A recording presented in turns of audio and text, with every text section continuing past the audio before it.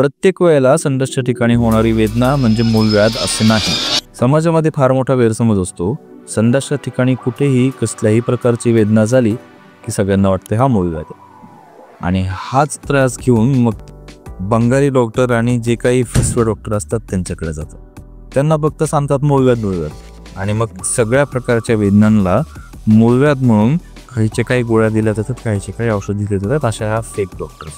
प्रत्येक वेळेला संडासच्या ठिकाणी होणारी वेदना म्हणजे मूलव्याध असे नाही. आणि प्रत्येक वेळेला मूलव्याध झाला की त्यासाठी ऑपरेशन करूनच ते बरं करावं लागतं असं देखील नाही.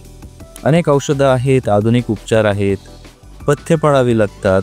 ह्या गोष्टी जर इमाने इथे बरे केल्या तर छोट्या पातळीवरचे मूलव्याध औषधाने विना ऑपरेशनचे बरे देखील होतात. परंतु त्यासाठी आपल्या जवळच्या तज्ज्ञ डॉक्टरांना भेटणं अत्यंत आवश्यक आहे.